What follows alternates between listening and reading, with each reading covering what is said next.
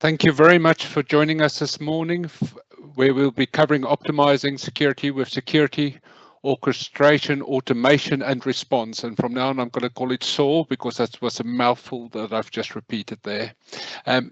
What we will be covering today is very much SOAR. So as always, we'll cover off what's new in Microsoft, a bit of news that we've seen. We'll cover off what is SOAR, why is it needed, and we will be running through some practical examples. And I'm really excited actually for today because we are joined by Matt Smith, our CTO, who will be giving us a practical examples and talk us through SOAR. And we don't always get him on the call, so I'm quite excited to have him around today. And then finally, we will end the session with questions and answers. Now, for the news, lots is happening, and I'm trying to pick up a couple of items as I normally do. The first is that M365 E5 security can now be attached to Business Premium. That is brand new. At the moment, compliance cannot be attached to Business Premium, but for organizations, especially the sub 300 organizations that need security, you are now able to attach all the enterprise security for $12, which is about £10, to Business Premium, which is fantastic. And that includes things like Defender for Endpoint Plan 2, Defender for Identity. You've also got Azure or Entra ID Plan 2, Cloud Apps. Fantastic value, fantastic all the features, and it's Microsoft needed to do this a long time ago. Also, Defender for Cloud, we've got the AI preview where you can monitor your AI agent, your own AI deployments. It's in preview at the moment. It's currently being tested. We'll keep an eye on it, but be aware that as you deploy more AI solutions, you need to think about how you're going to be protecting those solutions, how you'll be monitoring them, how you would get information. The great news is Microsoft has already got the Defender for Cloud AI module. It's feeding into Sentinel. So again, we can start monitoring for potential breaches or potential compromises of the AI engines. The other bits that I wanted to highlight is that tenant admins can now view, search, block for Copilot agents in the admin center. That's rolling out because, let's be honest, since with Copilot, any person in Copilot Studio, anyone can write their own agents. This is just the ability for admins to understand what agents are being deployed, what do they have access to, and also block them. Be aware also that Microsoft has yesterday announced that agents for Security Copilot is becoming available. We will be investigating that in more details. They've initially launched about 5 agents, but once we have more details, we will be discussing that with all of our customers regarding what's the best way. And let's be fair, unfortunately, still uses security compute units, which means that it's the $4 per compute unit per hour. So it can still be quite an expensive solution if you're looking to embrace Security Copilot, but we'll keep that. And the last bit was I just wanted to remind people, because during one of my last sessions, somebody asked, is there any discount available for personal use? And I remembered that Microsoft's got the workplace discount program. All you need to do is type in search for the Microsoft Workplace Discount Program, put in your corporate email address, and if you are eligible, you'll get 30% off your home family subscription. Considering I think it's £105 now at the moment per annum for 1 to 6 people, that was a saving of £30. From a point of view, this is just a great benefit that you can offer your employees or remind them that they can take advantage of it, as we're already paying for the enterprise plans. Not all plans qualify, but I just wanted to highlight it. Go and check it, see if you're eligible, and use that. Fantastic. And what I'm going to do now is hand over to Matt Smith, who will run us through security or SOAR, and he'll be covering all of that in more detail. But as I say, any questions, please ask as we move along. Thank you very much. Thank you, Matt. Thank you, Adrian. It's been a while since I've joined one of these, so hopefully my presentation skills here won't let me down. Let's start with what do we mean by SOAR? So this is how Microsoft define it in their guides.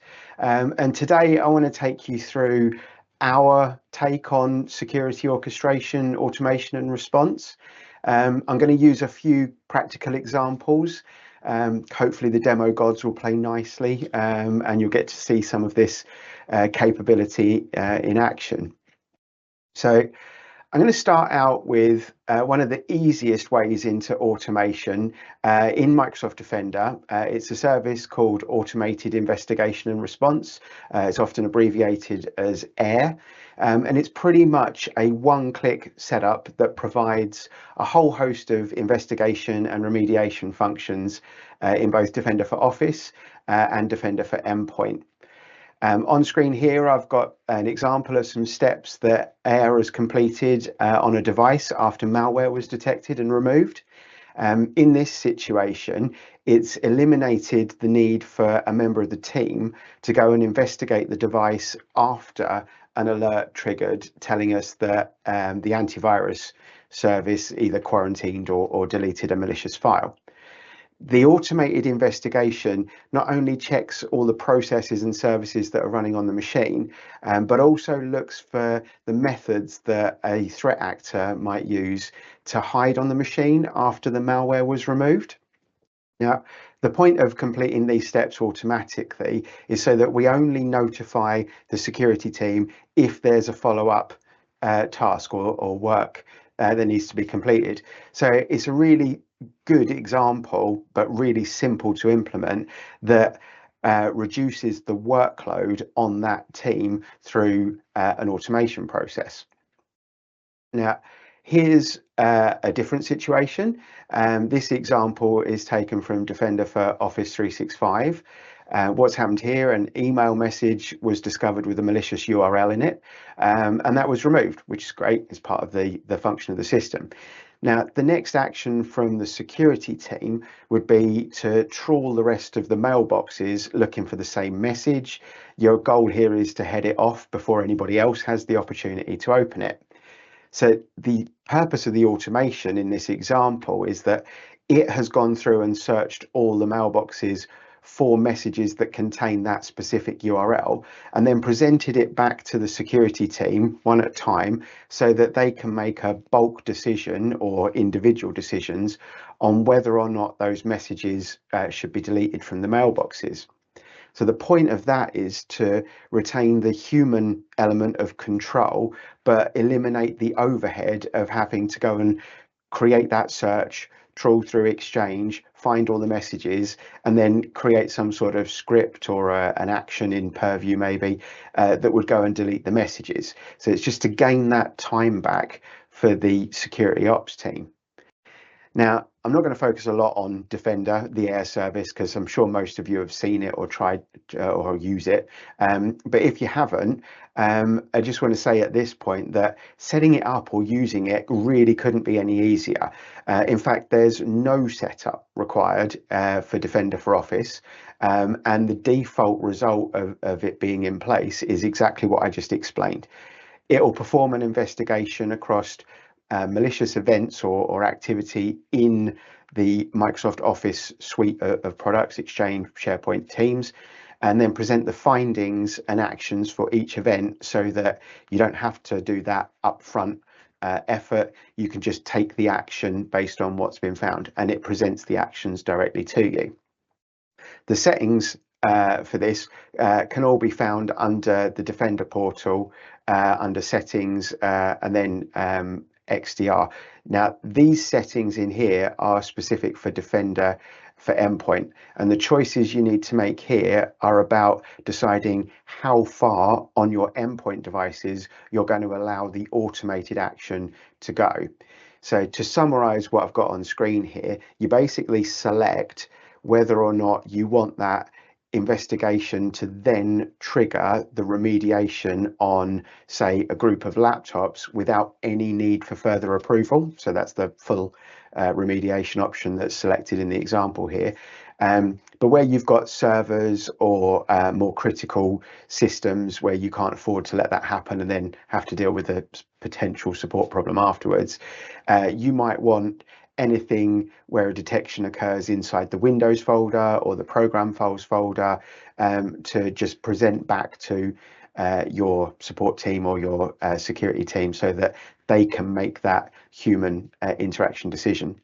As I said, the settings for this, if you're in the Security Center, are literally under the settings menu, Microsoft Defender XDR devices. You'll see the groupings in there where you create groups based on type of device or operating system that they're using, and then choose which type of AIR automation you want to apply to those devices. So really, really simple to implement. There's full breakdowns of how this works on the Microsoft Learn pages.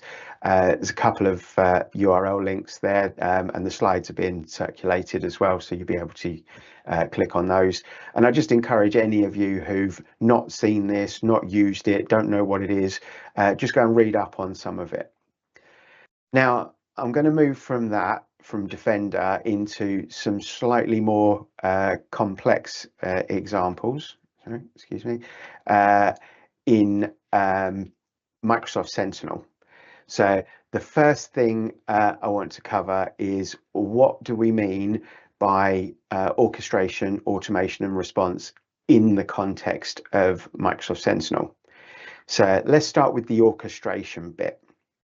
Here we're talking about the ability to bring multiple tools and data sets together and use them to cross-reference all the alerts and events that come in, so that we can make a positive or benign determination as efficiently as possible.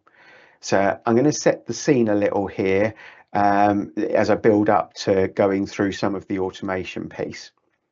So let's use an example where we've got our identity provider has an audit log event that shows users being granted some admin rights. So a really simple kind of situation.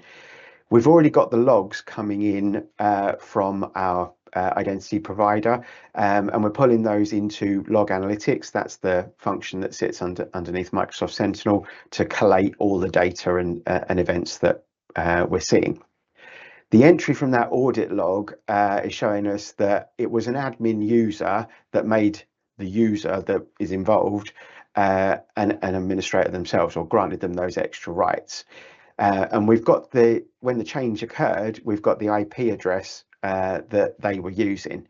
But now we need to determine, in the security ops world, in that team, needs to determine if that change was legitimate. And we need to do that as efficiently and kind of effectively as possible. So this is where orchestration, the kind of key to it, comes together. Let's say we've also got audit logs from a device management system, like an MDM service, and hopefully traffic logs or connectivity logs from our firewalls. Now, if we've got those, we could cross query against them to ascertain, do we trust the device that admin was on? Were they on one of our trusted networks? And the key point to this and the purpose of orchestration with Sentinel is that we bring all of the log information from independent services that report in different ways and hold that log data in different formats into one common capability, one common set of tables, so we can query across them. Once we've got that capability to query across them by orchestrating everything into one place, we can then automate the triage of pretty much any given situation, as long as we've got the log data. So at a really simple level, that's pretty much what we mean by orchestration. It's bringing all that log data together into one common place with one common set of queries so that we can go at it in one way. So now I'm going to go into the sort of automation side of Microsoft Sentinel. And in the world of Sentinel, automation comes in a couple of different forms. So I'm going to start with a really simple scenario. Let's take Defender for Office. That will send out alerts automatically every time a user reports an email as junk. It's kind of built-in function of that particular service. Now, as a business, let's say we've decided that this is just an informational event. There's no real action required. It's junk. The user's decided it's junk. If the user decides it's not junk, they will unflag it from junk and they'll start receiving them again. malicious and phishing emails are, in this situation, are all being handled separately. They have their own version of the alert or event that we need to deal with. So we could create a really simple automation rule here, just to have it close those incidents off. So if I step you through really quickly what that looks like, this is the Microsoft Sentinel user interface. So we're in Microsoft Azure, and on the main menu of Sentinel, we've got our automation section at the bottom of the screen here. If we're going to go through and just create this ability to close those informational alerts down, we'd simply create an automation rule directly against the incidents themselves, and then in here we're going to have to give it a few bits of information. So what are we looking for, and what's it going to do? So let's give it a name first so we know what it does. We select a trigger just to decide what at what point do we want this automation to start. So in this case, we know we're not going to do anything with the incident, so we can trigger it immediately as soon as the incident is created. In this level of simple triggers where a human's not involved in making a decision, we then decide what the condition is when we start this process off.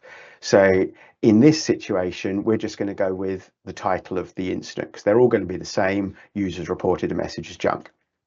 But we can trigger that from any number of different attributes and information that we have from the incident itself. So as you'll see when we go further into more complex automations in a minute, you might want to trigger these when the incident is created and has user details attached to it, because it's then relevant to go and run some more complex automation because users were involved, or because devices were involved, or a particular type of device was involved. So in this one, for our example, we're just going to say, because the title contains the email was reported by the user as junk, what action do we want to take?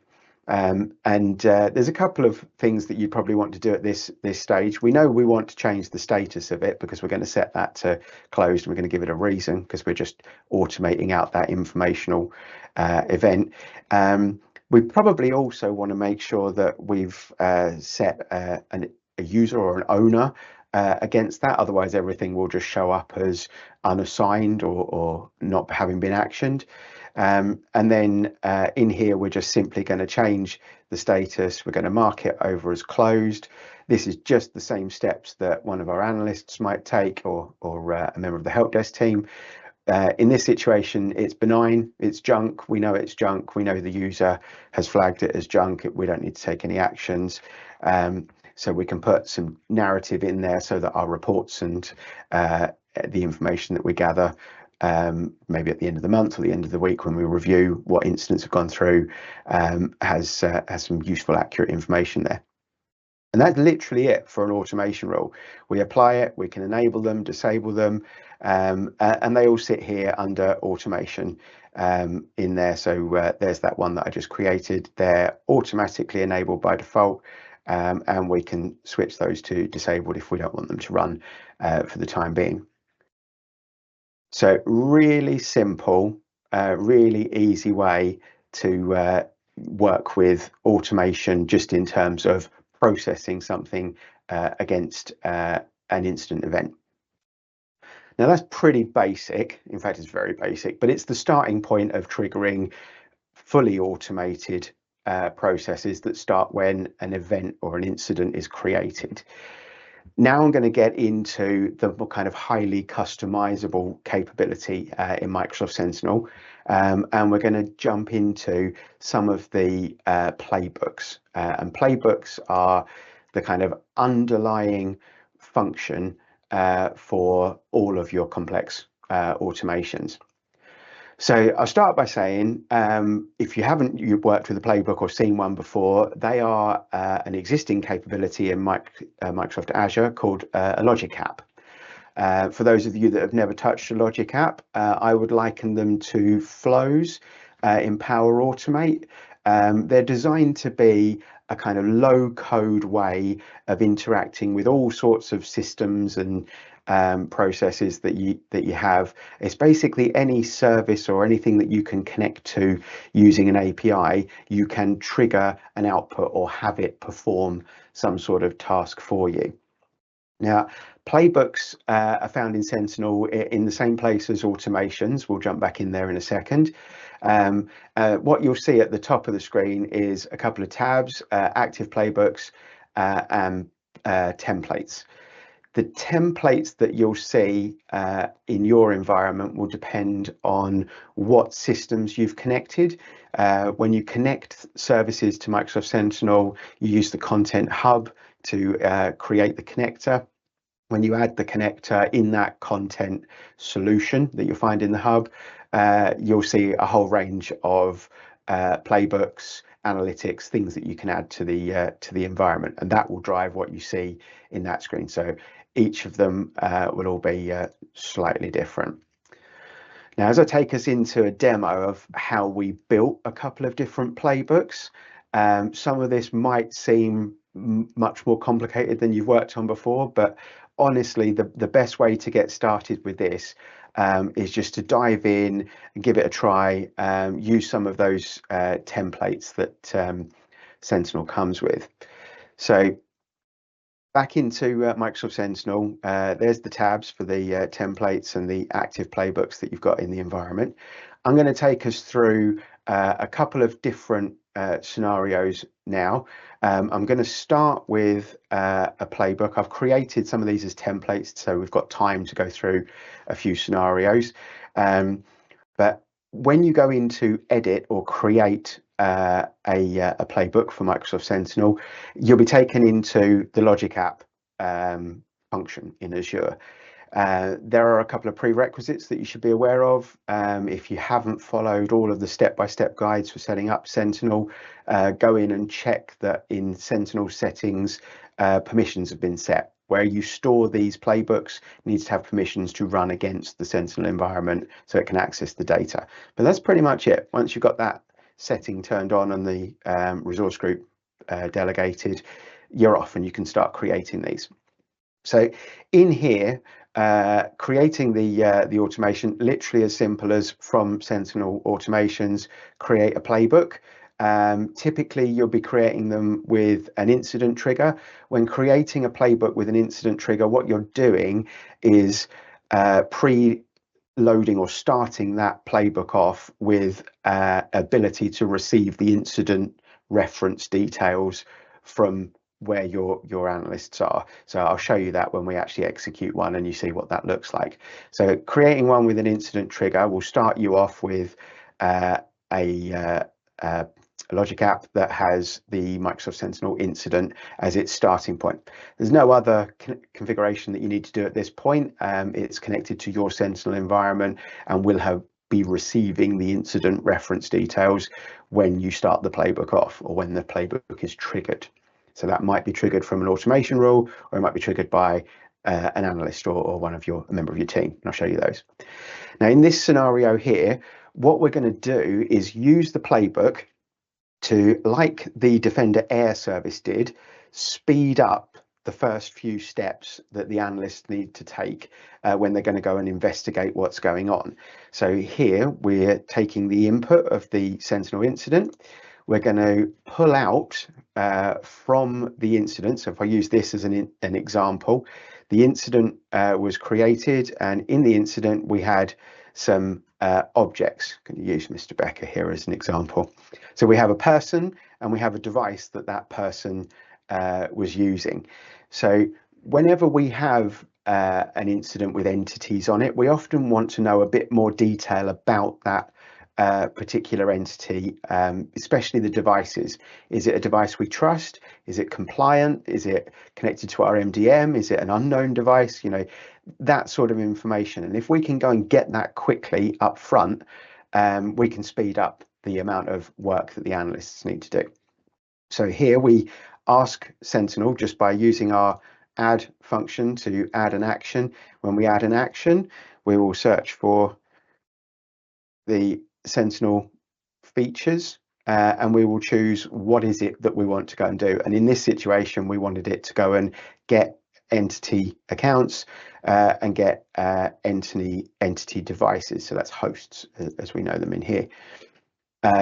For the purpose of then telling it where do I get those entities from, it's all point and click. So this is the low code capability.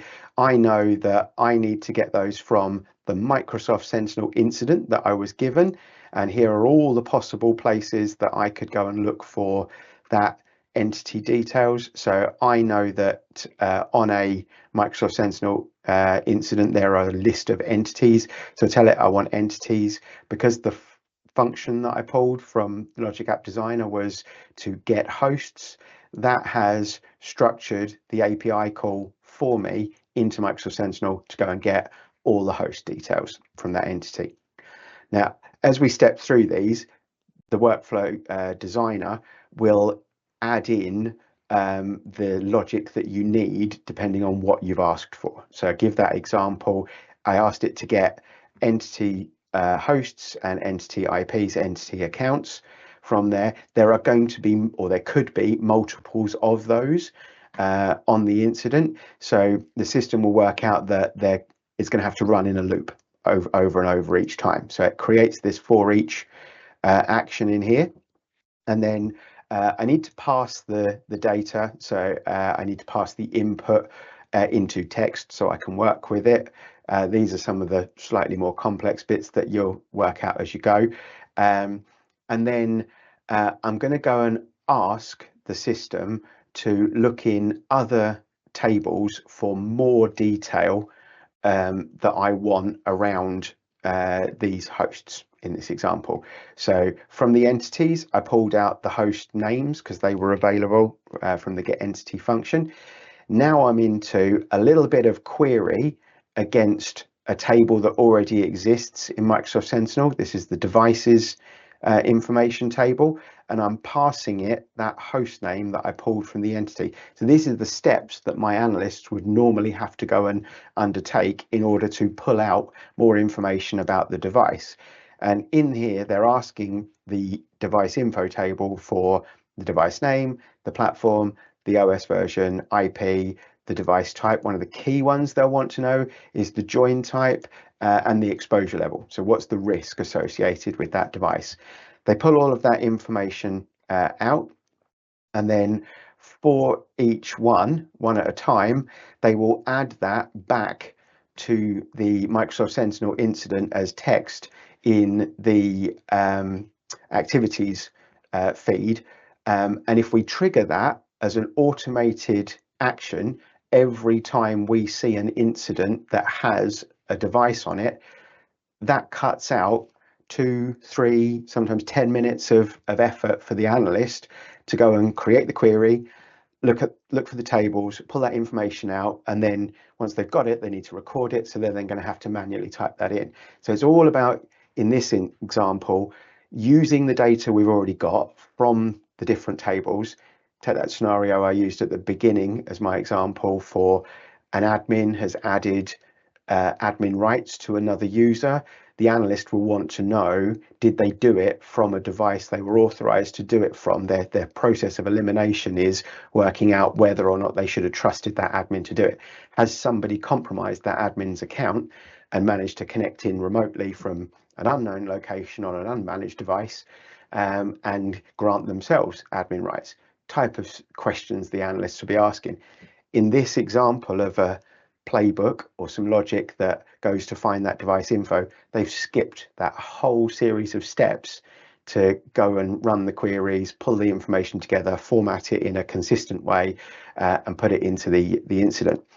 So all we're doing here is structuring it so that it is pasted correctly into the activity feed in the incident. And then as a final piece on this one, we're just kind of repeating the same process again against the account names that were on there. So what that looks like when the analysts run it, if they were to trigger it manually, would be to run a playbook in here. Playbook's the device info enrichment. Run that against the particular incident. They didn't need to go and figure out any of the query. They didn't need to go and work out how to format it, paste it. They didn't need to go and look for any of the data.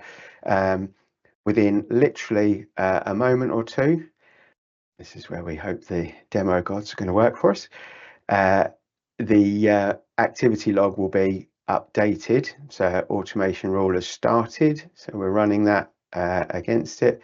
Status is success. That's going to come back very shortly. So if you have these triggered to run as soon as the incidents are created, then that information will be populated before the analyst even gets to the incident to have to go and read it. And what you will see eventually as that comes up is a posting on here from the automation rule to say that the details that we asked it to go and find in the other log data, that just saves the analyst having to go and find out any more information about that particular host manually in the logs. So an example there of how we use the playbooks to go and query against other data to speed up and simplify the process for the analysts. I'm going to jump into another slightly more complex version of this, but again has the same sort of goal at the end of it. We're going for the same result, that is to improve the efficiency of what we're doing in our day-to-day security operation. So in this particular example, somebody has been assigned a privileged role. So in their incident, it just says a user has been assigned this additional role. And again, the analyst has to go and work out, is that correct? Should they have done it? So the process starts the same way. We go through and get the incident information. It's passed into the playbook. From the incident, we're going to need to get some extra information this time, like the identifier of the incident itself, because we're now going to create some attributes so that we can store some information around the status of the device, and we're going to go and look at some additional bits in other sign-in logs to find out if prior to that event, did that person pass a certain level of conditional access before they provided that user with the extra privileges. So in the first example, we're just looking for data. What was the status of the device? In this scenario, we're going to dive back into the sign-in logs, sign-in event logs, and we're going to go and find out if just prior to when they granted that extra privilege, they added that extra admin right, had they passed through two-factor authentication, are they on a compliant device again? So we can ask more questions of the data that we've already got. And in order to do that, we're going to need to create some variables, if you like, so that we can store that information to review it as we go along. So in here, again, similar sort of idea. We're going to build a query so that we can call against the same workspace, so the same log analytics workspace, to find a list of other other data that's relevant to this event. So we're connecting back to the workspace. We know what the workspace's resource group is because we pulled all of that information from the incident details. And then we're setting ourselves up with a query time, and now we're going to build an alert query in the logic itself. So as we step down through here, we're going to pull out more and more data as we go down. So in here, we've now got the query against the sign-in logs. So we're looking to see in the last 15 minutes. So we're limiting our scope of how much data we're going to pull. We want this to be efficient. We want it to be quick, and we don't need to know anything prior to 15 minutes before the event happened, because we're looking for what was there what criteria did they meet in conditional access when or just before they provided that person with those extra privileges. So in there, we're pulling out the conditional access status, some details around the device, some result information from the sign-in event itself, so that we know what the status was when they came in. And the conditional access status piece is key to us. So if they passed, and what we're saying in here is, if they passed the conditional access rules, then we're going to set a flag in our query to say, yes, they passed through a set of conditional access rules immediately before they performed that additional grant of role-based access. If they didn't, and we've now got a flag for that to say they didn't, that's going to trigger another action for the analyst to go and take, because they need to investigate further. So it's about triage, or faster triage, by saying conditional access was passed within so many minutes before the event of granting extra privilege. Therefore, we know that they met, and we can give the name of the conditional access rule that was passed, so we know what type of conditions they met before they granted that admin access. We also know whether the device was managed or not. Managed devices typically trusted more than unmanaged devices. So for unmanaged device, we can then trigger an escalation of the severity or the priority on it. And now, as these conditions come out in here, so take that example of changing the severity of it, if we know in here that they passed conditional access within a few moments before that action was taken, and we know that they were performing that function from a managed device, we take that information, because we know that all of that was true, and we go back into Sentinel. So we make an API call back to Microsoft Sentinel and update the original incident with a note of what's happening in there, and we move the severity down a priority, because we know that the analysts, although they've still got some manual work to do to validate that that person should have performed that action, and sometimes that can only be done by checking with a manager or referring to the procedural documentation that identifies what scenarios are allowed. Some of that still needs to be human interaction, but we don't want them to prioritize that over a breach where some sort of malicious event is happening on a device. So through playbook automation, we're reprioritizing the incidents in this model so that the analysts are focused on the most important events much more quickly. They still have to do some investigation here, but we've used the logic of a playbook, the automation capability of Sentinel, to reprioritize that particular event so that we keep the noise down and the more important things in front of the analysts right from the outset. Okay, I'm going to go on to a third type of playbook or automation that we often build. This is more of the action bit. So when we talk about SOAR, there's always that response piece at the end, and this is typically where everybody's mind goes to when you talk about automation. It's about actually taking an action or doing something proactive in an automated way. It's actually, for us, one of the least implemented models for SOAR. Most of the implementations we do are around using the data that's already there to reprioritize, to put more information more quickly in front of the analysts to make more decisions. And I'll give you another scenario once we're through this example of where that starts to come into play. So again, in here, we're taking the incident, so it's something that can be fired from an incident, either automatically right from the outset or by the analysts by pressing that run automation or run playbook from the incident. The incident event comes in. From there, they pull out the users again, so we're just using that entities piece. And then against each one of those entities, I'm going to zoom this a bit so it's more, but we'll see it.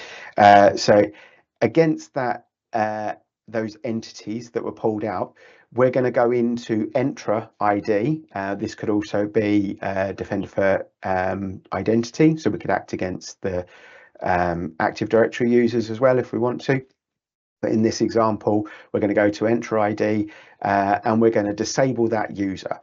Now, the reason for doing that here in a playbook rather than going into Entra is we want to make sure that we've got the right level of permissions and the right level of control for each member of the team. And it may be that the analysts who are monitoring the environment have the rights or are allowed, should we say, to disable a user in order to kind of mitigate an incident as quickly as possible. They might do the same thing to a device, but actually they're not allowed to be administrators in Entra ID. They don't have that level of permission. So we need to give them a controlled way that we can monitor to be able to perform that initial isolation capability, or that to take that action.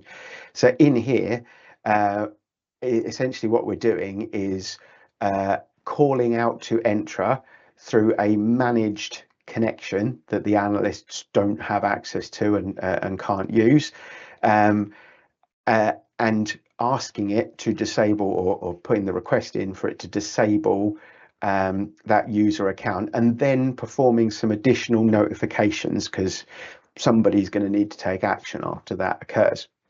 So in here, from the incident, we pulled out the user accounts. That gave us a list of entities. For each account that we found on that incident in Microsoft Sentinel, we're going to construct the user ID. So this is a join, if you like, of the user ID, the sort of first name, surname, and then an @ and then the domain suffix, because we get those in slightly different format when they come from the query. Put that together and pass that back to, again, a built-in function of Microsoft Azure and Logic Apps, which is to make a graph API call to Microsoft Entra. But you don't have to work out how to do any of that. The function of update user is already defined and created for you in Logic Apps. It's a built-in feature of running all of this on Microsoft Azure. You'll find a lot of examples of that in Logic Apps as well. A lot of organizations have created and had all those curated connectivity features or functions put into Microsoft Azure for you. We do a lot of these with things like Salesforce and other applications where you want to go in and disable the user from inside the application, usually because not only can they sign in with an Entra ID as single sign-on, in some instances they can still sign into the app with a username and password. So we need to call out to those. And that capability, you'll find a lot of these curated capabilities in Logic Apps. For this example here, we're calling out to Entra, we're passing it the user ID, and we're just setting the status for account enabled to no, to no, and again, the analyst didn't need to know any credentials or know how to go and do that. They just click the button, run this, and off it goes. Now, because we've just disabled that user, we're going to need to work out that, assuming the result coming back from that action is a success, or there's no error, is what we're saying in the conditions there, then what we're going to do is make a notification. But we need to work out who to make that notification to. Again, we could either have big catalogs of information in the security ops team or on the help desk of who's manager or where does this process need to go, or we can define it in our automation to say every time this happens, notify this person. In this example here, because we know the user, we got them from the entity in Sentinel, we can take that and make a query back to Microsoft Graph with the user details in it, and we can ask Microsoft Graph for who is their manager, because in Entra ID there's a manager field. So again, assuming they're filled in, we can pull that out, and our analysts don't need to have that right to go into Entra to be able to find that information. They can do it all directly, or it can be done for them directly through the Logic app. We take that request for get manager, as you typically do in most graph or most API calls. You'll get back from it some JSON formatted response. You'll need to pass that, so you've got the various attributes. That's something that you'll learn from sort of a little bit of trial and error, but generally if you make the call, run that in your Logic app, the call will give you the response back. You can copy that response out, and then in nearly every situation you can upload that response that you got into the parse JSON function of a Logic app, and it will structure the schema for you and build this schema that it's going to use in order to get us the user principal name of the manager as a string. That's what that's going to do there. And then we're going to put a condition in here so it doesn't fail, that if they have a manager, because not everybody fills Entra in for us, if they have a manager, we're going to get the details from that manager. So same kind of query, built-in function, get user information, pass it the manager's username that we got in the previous step up here, and then we're going to add a comment back to Sentinel. So this is the information for the analyst to know that the action happened. So in the same way that we had that enrichment Logic app previously, where we were putting the status of the device, in here we're using the same process to post back to that incident in Sentinel to say the user name with username details, the UPN, was disabled via this playbook. This person, so that's the manager that we pulled out, has been notified. And then to make sure that they know, we're going to use a connection to Microsoft Exchange Online, just to send a pre-formatted email to that manager. And it might not be a manager. In some situations it's always the same person, the head of security or a particular team, somebody in HR, but we've sent that email notification to them, so we've kind of completed the cycle there, so that the relevant party already knows that a particular user has been blocked, because that user is likely to go and contact them to find out what's happened. We might need to notify the support team as well at the same time. We've got all the details of who was blocked and how to contact them sent out to them. If there was no manager assigned, then it's going to be a manual task for the analysts team. So in that situation, we just post back to the incident. So that will show up, as I said here, on the activity log, the incident activity log on here, to say this person has been, or this has happened for this person, and you need to now contact them and go and advise them or get them through the process of reactivating their user account.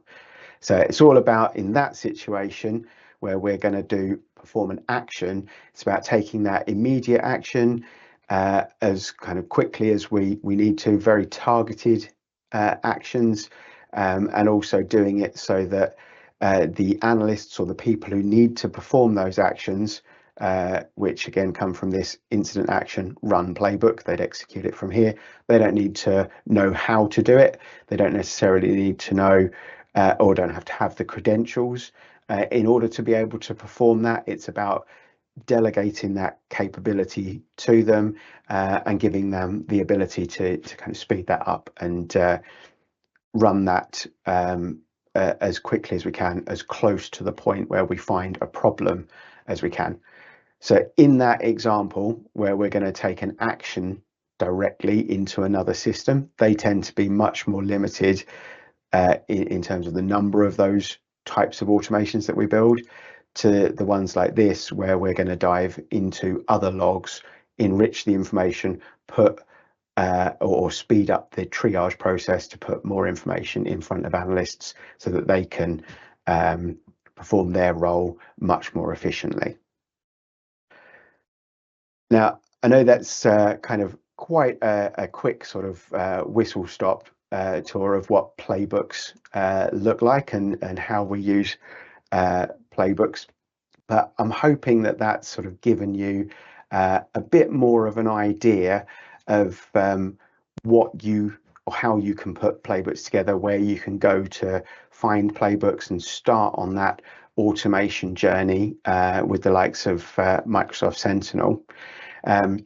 Where I'm going to lead to from here, thinking I've managed to get this far through a sort of presentation or a demo without mentioning Microsoft Copilot. And I know Adrian mentioned at the start there around compute units and agents and things that we have for Security Copilot. What I wanted to just talk a little bit about here is, or to highlight, is an efficient or an effective way to use Copilot in these situations. So take that idea where we build this logic on here in order to enrich that device information. So quite a simple, straightforward type of playbook. We know a situation's unfolding, we know it's about a user, we need some more information around that. We want to find out all about the device, and we want to post back into the incident the information about the device. Where Copilot comes into play, or how you can most effectively use Copilot, is that you need to narrow the question or the prompt that you give it to be as specific as possible. And the reason you want to do that is in Security Copilot, you are paying for the compute cycles or the overhead, if you like, of running the Copilot query. So if you can narrow the scope of the question that you give it so that the amount of data it has to go and look at in order to return the answer to what you've asked it, then the more efficient Copilot will be in terms of the number of compute resources or compute units, as Security Copilot calls them. The number of those that it will use is greatly reduced, and that's got to be part of your goal. So you want to get as accurate as you can in the question that you're asking to provide back A, useful information, but B, to ensure that you're not just running through endless volumes of compute credit in Security Copilot, because your question is very broad and the amount of information you gave it to work from was quite simple, or there wasn't enough detail to it. So if you take that idea of building a very basic enrichment query, so I know the user, I want to know the devices that they had, go and find me the device information for when that logon occurred.